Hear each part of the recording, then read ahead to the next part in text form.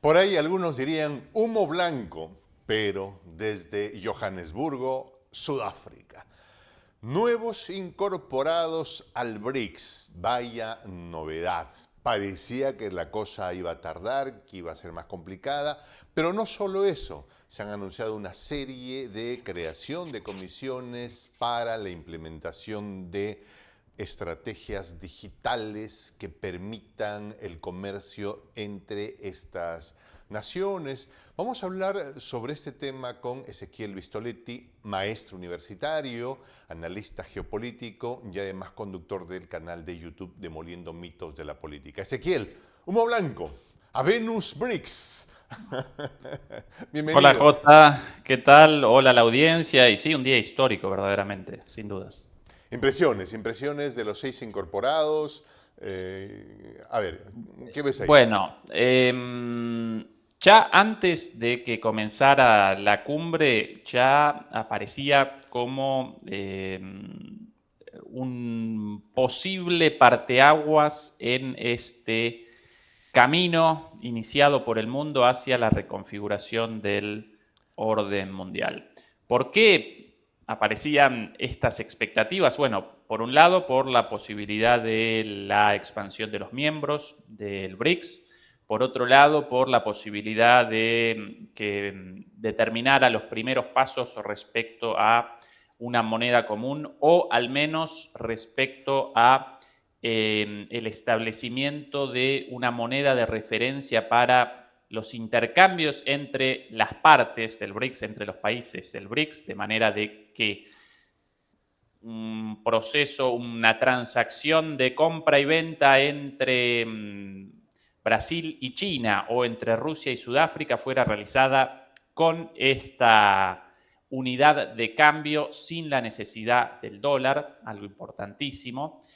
Y por otro lado también aparecía la posibilidad de la expansión y la activación de este banco recientemente creado por los BRICS, el denominado Nuevo Banco de Desarrollo, una institución financiera creada por los BRICS con miras al establecimiento de una estructura global de finanzas alternativa a la del Fondo Monetario Internacional y el Banco Mundial.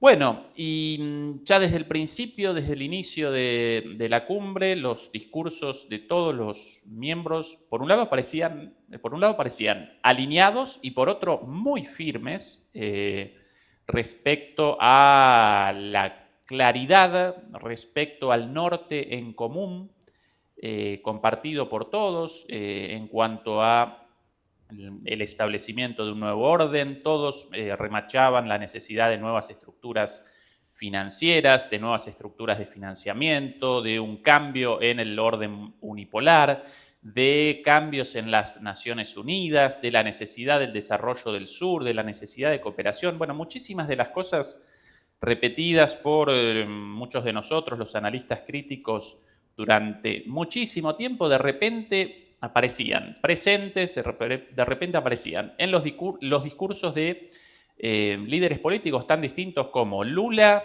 Xi Jinping, Putin, Ramaphosa, el presidente de Sudáfrica, o Narendra Modi, ¿sí? El presidente de la India.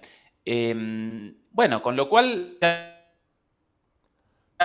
parecía presenciábamos un inicio prometedor, pero hasta el día de hoy aparentemente no determinaban los BRICS el ingreso de países nuevos hasta que de repente, casi por sorpresa, Ramaphosa, el presidente de Sudáfrica, recordemos el anfitrión de esta cumbre sostenida en Johannesburgo, Sudáfrica, de repente realizó el anuncio del ingreso de 6 países, nada más y nada menos, en muy poco tiempo, para el 1 de enero de 2024, ¿sí? Apenas unos meses. Por lo general estos procesos de incorporación a bloques regionales presentan tiempos mucho más largos, pero hoy por sorpresa realizó el anuncio y después de realizar el anuncio cada uno de los dignatarios, de los mandatarios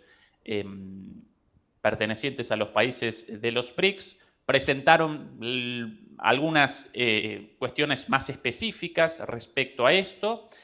Recapitulo básicamente la lista de países: Argentina, Egipto, Irán, Emiratos Árabes Unidos, Arabia Saudita y Etiopía.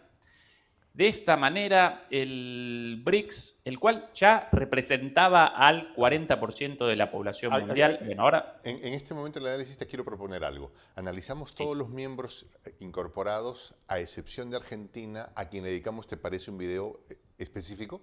¿Sería posible? Bueno, Porque perfecto, ningún problema. Argentina tiene por derecho propio para los latinoamericanos requiere atención particular, ¿no crees? ¿Sí? Sin lugar a dudas. Vamos Sobre a ver. el bloque en Ajá. general, Ujú. con esta incorporación, la cantidad de habitantes de estos países asciende del 40% de la población mundial a el 46% de la población mundial, y el peso de las economías de estos Ajá. países, de este bloque, a partir de la suma de las economías nacionales de los países integrantes de los BRICS, también protagoniza un aumento del 31% de la economía global al 37% de la economía global. J, prácticamente el 40% de la economía del mundo. Una cifra nada desdeñable, más aún recordando que los países del norte global, agrupados mayormente en el G7, representan menos del 30 y más o menos alrededor del 25. Ajá. ¿Sí? Esos los países de toda la, Entonces, industrializados de toda esto la es vida. importante que tenemos que hacerle notar a la gente. No se ha sumado, no sé, pues un principado europeo con 4 aristócratas y 20 burócratas, ¿no? No es Liechtenstein, ya, con el respeto, ¿no? O una pequeña isla en el océano que ha sido medio colonizada. No, son potencias poblacionales en recursos, emergentes todas ellas, pero están marcando una potente diferencia, Ezequiel. Completamente, J. De hecho, Lula recordaba en su discurso que no solamente estos países representan prácticamente el 40% de la economía global, sino que además sus perspectivas de crecimiento presentan un valor cercano al 4,5% de aquí a los próximos años, mientras que el propio Fondo Monetario Internacional realizó una revisión de Ujú. sus perspectivas de crecimiento para los países del norte global, Estados Unidos, Europa, Japón, Australia, a partir de la cual descendió la perspectiva de crecimiento de esos países industrializados del 2,5 a más o menos el 1,6. Con lo cual, además de que ya representan el 40%, presentan una perspectiva de crecimiento de más o menos 4,5 puntos, mientras que el mundo industrializado, ese norte global, El soberbio, jardín de Borrell y el jardín de Borrell, y otros. soberbio e impositivo y guerrerista, además también, y colonialista, y abandono ahí las caracterizaciones, bueno, prácticamente aparece en su totalidad en recesión. Además, J, la cantidad de recursos y la diversidad de estos países, y de repente estos países determinaran por alguna razón un cierre de sus fronteras de manera de generar un bloque, ¿sí? Un bloque como un mundo BRICS, sin ninguna relación con el resto del mundo. Bueno, este mundo BRICS presentaría básicamente todos los recursos necesarios para su desarrollo, desde los recursos ligados a la industria, a la robótica, al desarrollo de altas tecnologías en la China, en la India, hasta los recursos militares en Rusia, la principal potencia nuclear y también una potencia militar, como así también recursos energéticos, y no solamente en Rusia, sino en Arabia Saudita, también principal productor de petróleo, Irán, otra potencia energética, en cuanto a alimentos, con Argentina, con Brasil, en cuanto a minerales, no solamente por Sudáfrica, sino también por el litio de la Argentina, las tierras raras de China, en Brasil, minerales también raros en Brasil, como el mineral de hierro. Bueno, muchísimas cuestiones súper relevantes, súper importantes para el desarrollo de los países. Para colmo podrían vacacionar todos en Egipto, si quieren, para recordar, para también que aparezca Egipto en esa lista. Lo recorremos todos en este mundo BRICS de vacaciones con una escapada a las pirámides y a la tierra de los faraones. Dicho esto en broma, naturalmente, pero bueno, No, pero sí, ¿no? quiero También, o establecer sea, el el valor énfasis en simbólico, ¿no? esta... Claro, sí, sin lugar a dudas.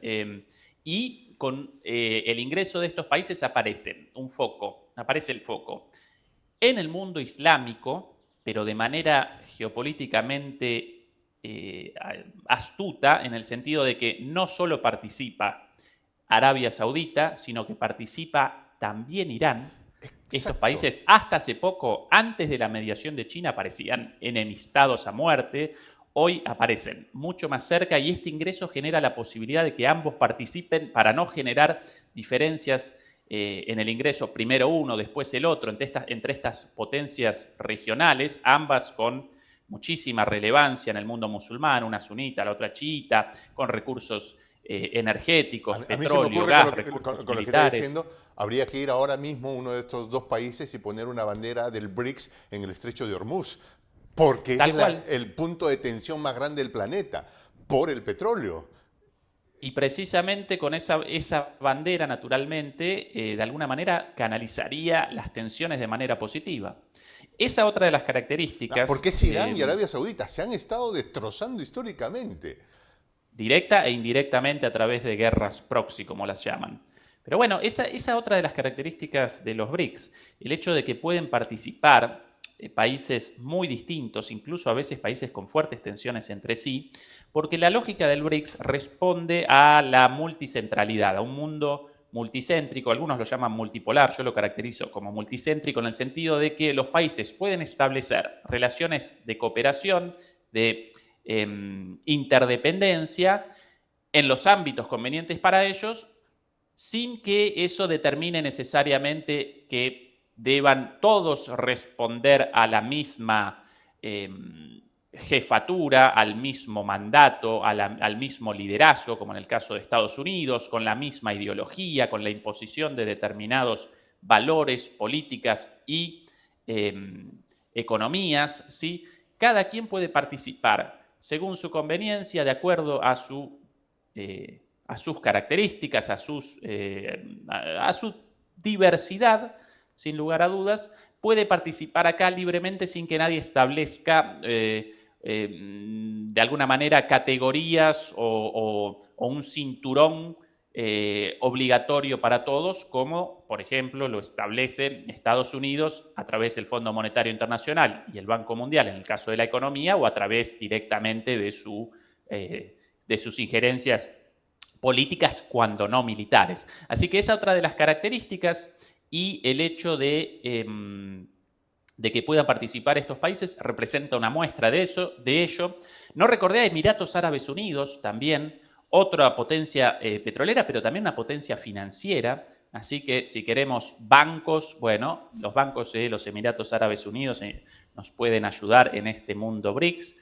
Un mundo en sí mismo, y bueno, un mundo, una vez más, multicéntrico, un mundo mucho más igualitario, porque en los BRICS participan los países de manera igualitaria, con una voz y un voto, no como en el Fondo Monetario Internacional. Recordemos que prácticamente todos los países del mundo participan en el Fondo Monetario Internacional, pero con distinto poder de voto, y Estados Unidos presenta el 16% de los votos, de los derechos al voto, en una institución en la cual sin el 85% el Fondo Monetario Internacional básicamente no puede realizar decisiones de ningún tipo. Las decisiones deben responder a una mayoría del 85%. Estados Unidos presenta el 16%, con lo cual presenta poder de voto, ¿sí? Porque ni aún todos los países del mundo sumados alcanzarían ese 85%, pues solo pueden alcanzar 84 o en realidad 83,5%, con lo cual Estados Unidos determina a su voluntad las reglas impuestas a todo el mundo en términos económicos por el Fondo Monetario Internacional. Incluso las Naciones Unidas, Jota, también presentan una lógica, no la Asamblea de las Naciones Unidas con un voto por país, sino el Consejo de Seguridad también presenta una lógica de desigualdad con el veto de los 6 países con presencia permanente en el Consejo de Seguridad. Bueno, en los BRICS no, en los BRICS los países participantes aparecen en igualdad de condiciones.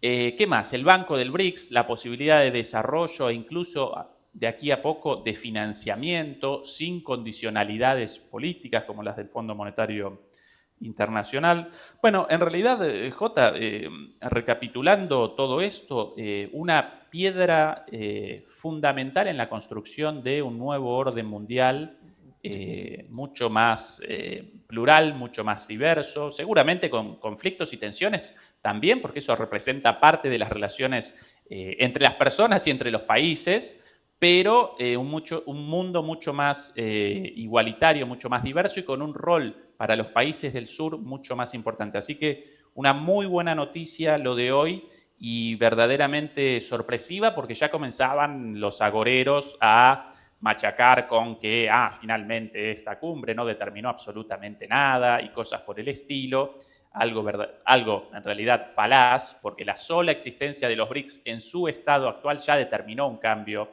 en las relaciones de poder en el mundo. Sin los BRICS, los países de América Latina, de África, de Asia, los países del mundo árabe no habrían podido determinar una postura de neutralidad frente a la guerra en Ucrania, deberían haber respondido a la orden de los Estados Unidos de participar en una guerra ajena con todo lo que connota eso. Así que ya en su existencia, en su modo actual, el BRICS ya genera cambios, pero los críticos machacan con que no materializan esos cambios en instituciones. Bueno, acá comienzan las instituciones y comienzan de manera muy rápida porque el orden político y económico actual, surgido de la conferencia de Bretton Woods allá por a mediados de los años 40, antes incluso del final de la Segunda Guerra Mundial. Esa conferencia determinó básicamente los lineamientos del mundo desde la Segunda Guerra Mundial en adelante, con la creación del Fondo Monetario Internacional, del Banco Mundial, de la Organización Mundial de Comercio, etcétera, etcétera, etcétera. Bueno, hasta que materializaron esos cambios con también, obviamente, la hegemonía del dólar iniciada desde allí, hasta que materializaron esos cambios, bueno, yo recuerdo, presenciamos el transcurso de décadas. Acá, en muy poquito tiempo, están apareciendo cuestiones muy importantes y voy recordando cosas a medida que me presento el análisis, y también aparece la posibilidad de una creciente o de una más rápida desdolarización a través de la inclusión de Irán y Arabia Saudita. ¿Por qué?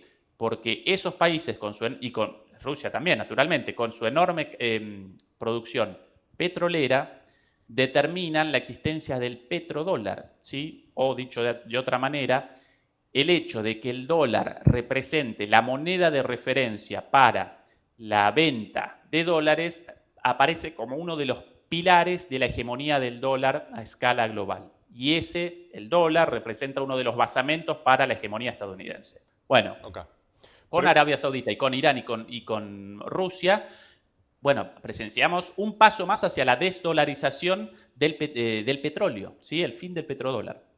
La pregunta que viene puede ser un poco prematura.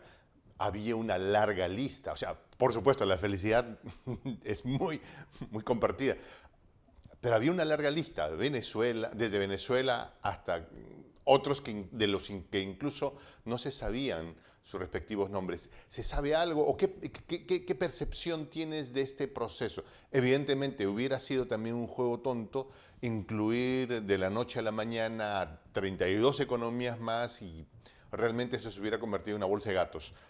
Los procesos tienen que respetarse. ¿Qué impresión tienes sobre eso? Hace algunos días en otro programa deliberábamos sobre los candidatos con mayores chances para el inicio de esta expansión. Todos vaticinaban la introducción de un país inicialmente. Esto aparece como una sorpresa, no solamente porque en los días pasados no fueron presentadas estos ingresos recién hoy, sino además por la cantidad también llamativa. Entre los candidatos siempre aparecía, bueno, Arabia Saudita aparecía como uno de los favoritos, sí. Argentina quizás también, pero también Indonesia, la economía más grande entre los países oficialmente candidatos, los países con una aplicación de alguna manera, una solicitud de ingreso presentada, 23, si no recuerdo mal. Después, además, proliferan los países con una expresión de deseos, ¿sí? Incluso países como, por ejemplo, Bangladesh, incluso Pakistán, países enfrentados con China, pero quizás en algún momento puedan participar también. Todo indicaba que la misma Turquía, ¿no? La misma Turquía en algún momento, aunque, bueno, la palabra de Erdogan no siempre del todo creíble, pero bueno, había generado un cimbronazo en su momento con declaraciones al respecto, el sultán Erdogan. Por ahora, Jota, ya que no presentaron los miembros del BRICS, no presentaron un documento final y tampoco aparecieron, esto es una noticia de hoy, ¿sí? No aparecieron trascendidos, por ahora solo podemos realizar especulaciones y para mí la cuestión o el ingreso de estos países responde, por un lado, a la idea del fortalecimiento del sector energético dentro del bloque, la idea o el objetivo de la desdolarización o el combate al petrodólar, por eso la introducción también de Arabia Saudita, Irán y Emiratos Árabes Unidos. Lula muy probablemente haya generado presión para que, muchachos, solamente países musulmanes o países de África, Egipto y Etiopía, no un país de América Latina también. Entonces, Argentina, dentro de los candidatos, el más fuerte de todos. Quizás también Lula haya realizado un cálculo en términos de las próximas elecciones y por ende la importancia de esta noticia y ¿sí? De un candidato o de un presidente electo en las próximas elecciones cercano al proyecto de los BRICS en América Latina y al rol de Brasil. Esas las especulaciones hasta ahora. El hecho de que Arabia Saudita apareciera acompañada por Irán, eso respondía a la lógica de no generar un enfrentamiento entre ambos. Eso ahí sin dudas podemos establecerlo con certeza. Pero bueno, hasta ahí podemos realizar el análisis. Cuando presenten el documento final y cuando aparezcan trascendidos de por qué estos y, por ejemplo, Indonesia no, bueno, ahí podremos determinar seguramente mucho más, pero realizaron desde el inicio el anuncio de que esto representaba la primera fase de ingresos, con lo cual van a aparecer otras fases de ingresos. Así que... Y la cosa va además con el pie en el acelerador mucho. El componente mediático indudablemente marca un escenario con todas sus reglas y también define narrativas que serán como que irán consolidándose en el imaginario. Y tiene que ver con los eventos que se juegan tristemente en canchas alternas, como tú bien mencionabas el otro día. Hace unas horas atrás supimos del siniestro de una nave que se movía entre Moscú y San Petersburgo con el señor Prigozhin a bordo, y precisamente en las horas en las que en Sudáfrica, en Johannesburgo, se desarrollaban estas decisiones. En política y en geopolítica creo que las casualidades son milagros extraordinarios. ¿Qué ves ahí, Ezequiel?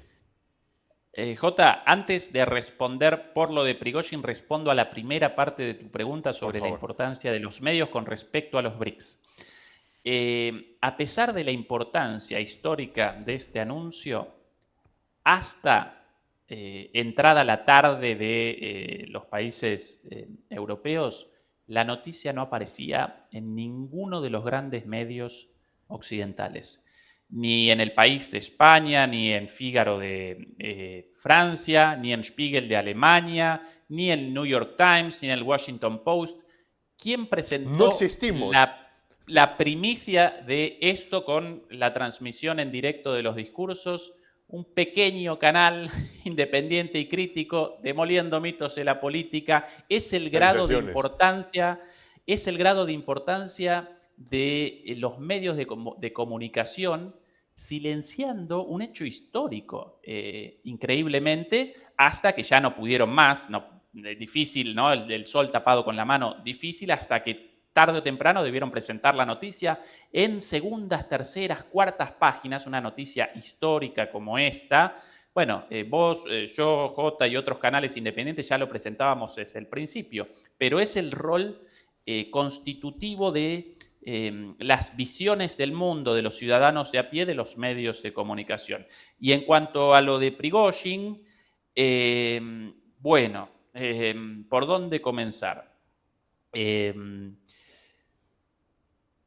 La muerte aparece oficialmente confirmada, pero yo deliberaría un momento antes de comenzar con reflexiones muy profundas o muy avesadas, debido a que Prigozhin ya reapareció de la muerte una vez. Recordemos que hace algunos años fue presentada la noticia de su muerte con la caída de un avión y a los 3 días Prigozhin reapareció vivo.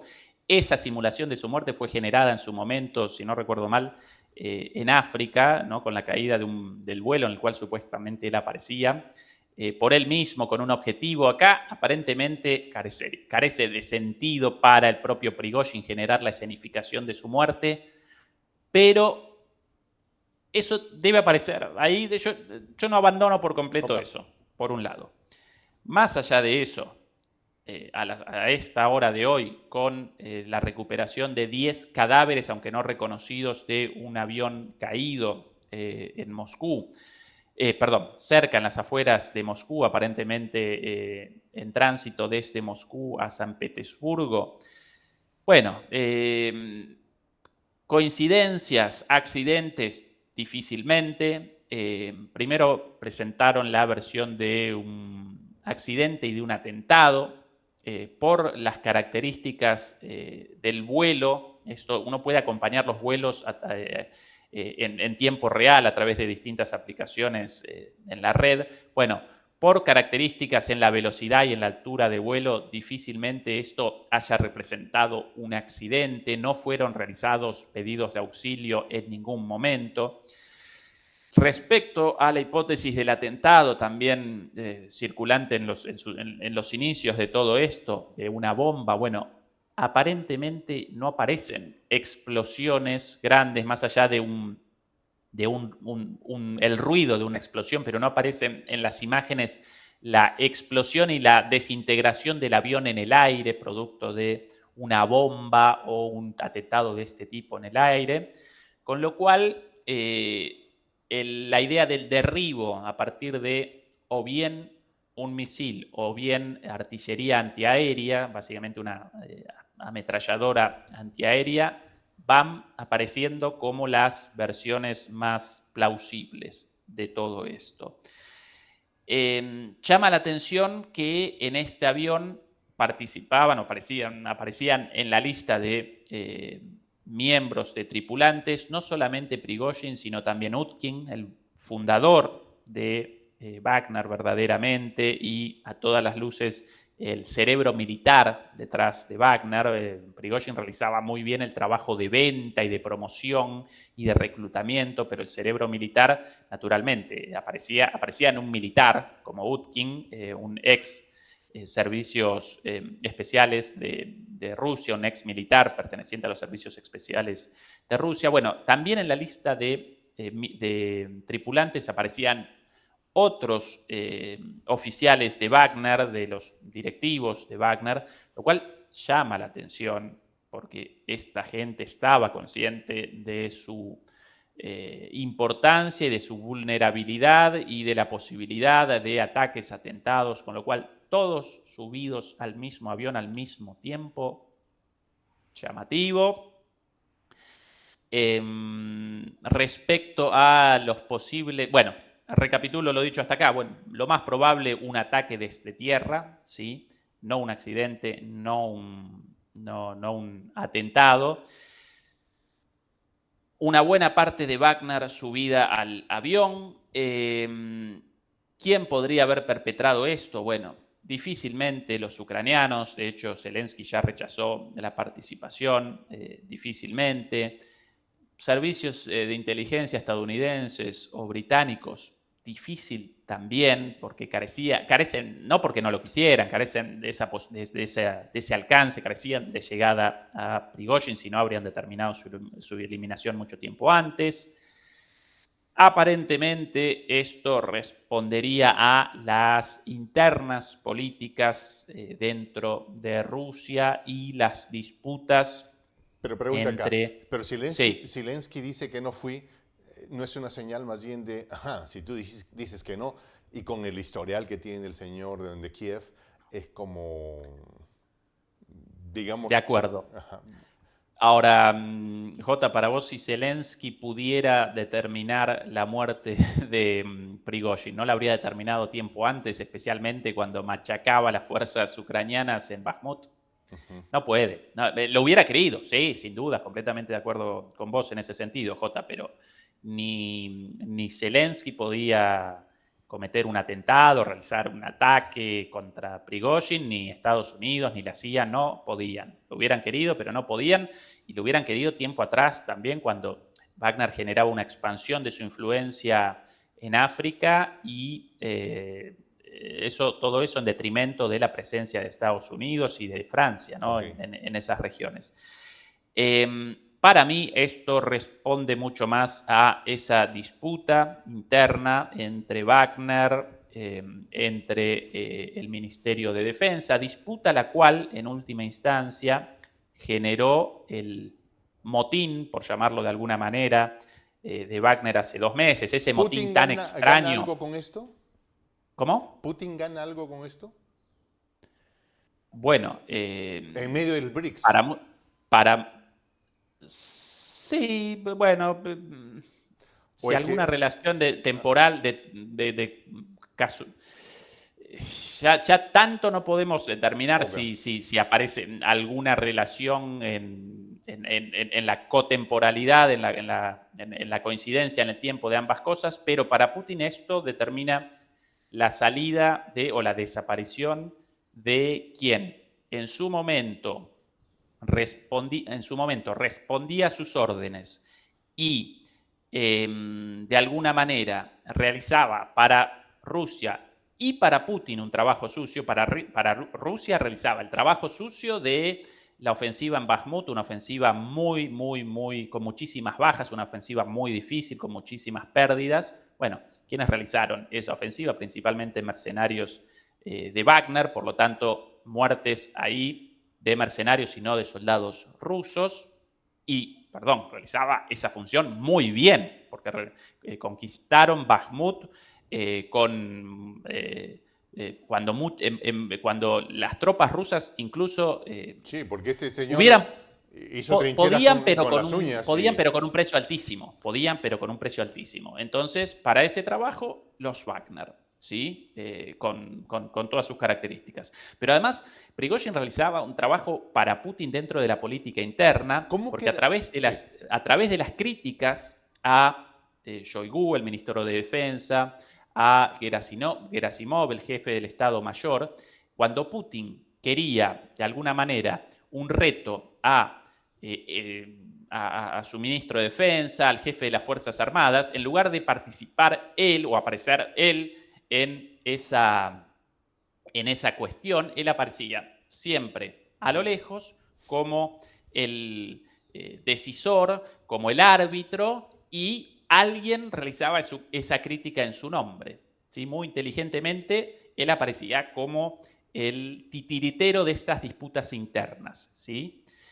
Bueno, pero en algún momento esta disputa interna generó una escalada muy grande. Prigozhin ya en un momento cometió un exceso dentro de esta disputa, porque ya no solo realizaba críticas, sino que por primera vez realizó una amenaza al gobierno, no ya solo al ministro de Defensa, sino al gobierno, no de manera directa contra Putin. Recuerdo el mensaje de Prigozhin Sí, él dijo, en aquel anuncio. no es un golpe. Claro, Eso, antes ¿no? del motín, exacto. Entonces él lo presentaba a Putin como, nunca, jamás realizó críticas, pero lo presentaba como confundido, no realizó críticas, pero por primera vez cometió un acto de insubordinación, ¿sí? Y Putin muy inteligentemente lo desactivó con una negociación, pero un poco más tarde, de repente, desaparece Prigozhin. Y con él desaparece toda la línea política interna detrás de Prigozhin, una línea mucho más dura que la línea representada por Putin. Putin aparece como un gestor de distintas líneas internas. La idea de Putin como multipoderoso, como un monstruo omnipresente, es una pavada de los medios occidentales. Putin aparece ahí con mucho poder, sí, pero en gran medida su poder responde de su capacidad de intermediación y de gestión entre distintas fuerzas políticas existentes en Rusia en conflicto entre sí. En este caso, ¿cuáles las dos líneas políticas? Por un lado la de Prigozhin y por otro lado la de Shoigu, el ministro de Defensa, pero detrás de eso aparecen sectores más allá de estos personajes. Detrás de Prigozhin aparecía el nacionalismo ruso más fuerte, ¿sí? El cual llama a la participación directa de Rusia a la economía de guerra, a la movilización general, ¿sí? Con una figura detrás de Prigozhin dentro de las Fuerzas Armadas como Surovikin, ayer desplazado finalmente después de 2 meses de desaparición pública. Y por otro lado, la figura de Shoigu más cercana a, bueno, generemos lo antes posible un acuerdo de paz, una línea un poco más liberal, ¿sí? Esas las dos líneas en disputa, ¿Y Putin en el medio. cómo quedan los intereses de Rusia en África, en el Sahel, Bueno, en la que Wagner era? ahí lo más importante de todo en cuanto a las consecuencias. En cuanto a política interna, ahora Putin aparece fortalecido porque una de esas líneas internas en un momento cometió un exabrupto, un exceso, un acto de desobediencia, y acá Putin ahora presenta claramente, señores, discusiones entre las líneas internas, lo que quieran, pero acá el líder yo, y si alguien Aquí se comete. discute lo que quiera en tanto que no salga para afuera, de dientes para adentro. Exactamente, Si alguien se atreve exactamente. para Y por afuera, eso Putin lo llamó traidor. Recuerden ese video de Putin de hace algunos años en una entrevista, consultado ante la pregunta, ¿usted sabe perdonar? Y Putin respondió, sí, sí, yo puedo el perdón de cualquier cosa, excepto una, la traición. Putin lo caracterizó como traidor por su desobediencia. una puñalada en la espalda, le dijo. Exactamente, y ahí la, la respuesta. Así que Putin fortalecido. Después aparecen disputas también respecto a las empresas, a las compañías, las PMC, como lo llaman allá, las compañías militares. Wagner representa solo una, la más importante de estas empresas de mercenarios, pero aparecen muchas en disputas. Una propiedad del propio Shoigu, el propio ministro de Defensa. Las empresas estatales, las grandes empresas también presentan compañías de defensa privadas en Rusia. La propia Iglesia Ortodoxa presenta un grupo de mercenarios propio. Bueno, todo esto uno podría charlotear sobre política interna de Rusia durante mucho tiempo. Lo importante de acá, Putin fortalecido, y recordar que Putin no representa una figura omnipresente, un monstruo omnipresente, ni ninguna pavada así como machacan los No es medios Iván el occidentales, Terrible. sino él aparece en un lugar de poder, sí, pero con mucha capacidad de gestión, y proliferan distintos grupos de poder en la política rusa, como en cualquier política de cualquier otro lugar. Recorramos, si no, la política estadounidense, las disputas entre los halcones neoconservadores, antirrusos, los antichinos, bueno, en todos lados. Lo mismo en Rusia o lo mismo en cualquiera de nuestros países. Respecto a África, J, bueno, ahí quizás la mayor consecuencia de esto, porque no solamente Wagner presentaba un gran poder, sino que después de lo sucedido con el motín, aparecía clarísimo que Wagner iba a desembarcar casi exclusivamente en África. Podía participar en Bielorrusia, eventualmente en el caso de un enfrentamiento con Polonia, pero su foco iba a aparecer en África, lo cual generaba sentido porque las fuentes de ingreso de Wagner también aparecían o aparecen en África. No solamente en la lucha contra el yihadismo por pedido de los líderes africanos de Burkina Faso, de Mali, de República Central del Congo, etcétera, etcétera, pronto de Níger también, sino por el control de recursos naturales por parte de Wagner, ¿sí? Minas de oro, cuya seguridad aparecía en manos de Wagner y a partir de ahí generaba sus ingresos, ¿sí? Llamado por los propios africanos, con un intercambio de, bueno, a partir de la presencia de Wagner, estas minas pueden realizar su trabajo, eso genera ingresos para los países africanos. Rechaza Wagner los ataques del yihadismo islámico, pero claro, Wagner, con toda razón, como una empresa de seguridad, bueno, quería su tajada y de ahí así generaba sus ingresos. No los generaba en Ucrania un conflicto sin ninguna ganancia para Wagner en sí, más allá de la imagen. Bueno, pero ahora con la muerte no solamente de Prigozhin, sino aparentemente de todo el generalato, bueno, ¿quién va a realizar esa función? ¿Y quién va a realizar esa función en un momento en el cual la presencia o la eventual presencia de Wagner determinaba en gran medida la decisión de la ECOWAS respecto a la intervención o a la no intervención? Lo mismo para Francia y lo mismo para Estados Unidos. Hasta ahora estos países habían rechazado una intervención más allá de las amenazas, en gran medida por temor a que Níger llamara a el comodín W, llamara a Prigozhin. Bueno, ¿cuál ahora el posible desenlace? Quizás el nombramiento de un nuevo líder de Wagner sin tantas estridencias, sin tendencias hacia la insubordinación como Prigozhin, y la incorporación de la mayoría de los mercenarios de Wagner a las fuerzas regulares de Rusia, ¿sí?